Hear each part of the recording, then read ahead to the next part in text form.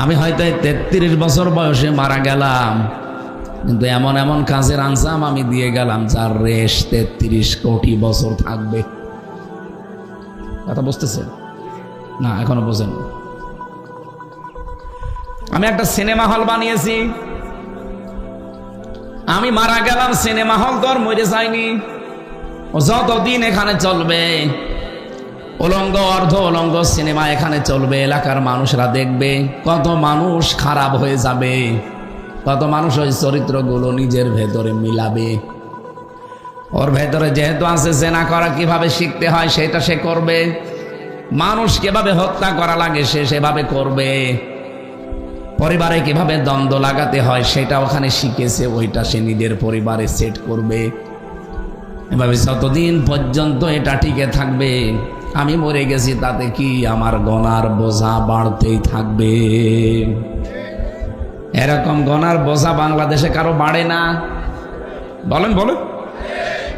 আমি এমন একটা ছাত্র সংগঠন বানালাম, আমি মরে গেছি কিন্তু তারা তো মরে যায়নি, তারা তো এখন দিব্যি কাজ চালাচ্ছে।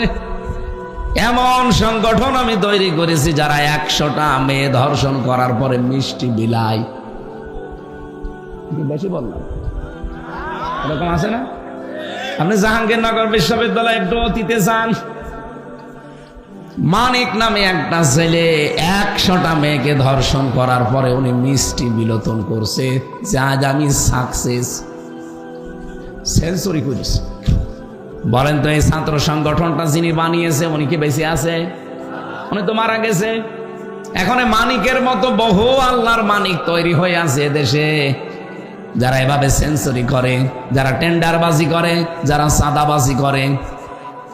আর বাকিগুলো তো বললাম না। যত রকমের অপরাধ যতদিন ওই সংগঠন করতে থাকবে ততদিন আপনি কবরে বসে বসে ফিলাক্সি লোড পেতেই থাকবেন। বিকাশ হয়ে এগুলো আপনার কবরে নগদ হয়ে যাবে। এখন যদি বলেন আমার বিকাশ নাম্বার খোলা নেই, এমনি খুলে যাবে, নগদ এমনি খুলে যাবে। আপনি শুধু শুয়ে থাকবেন, কবরে এগুলো চলতে থাকবে।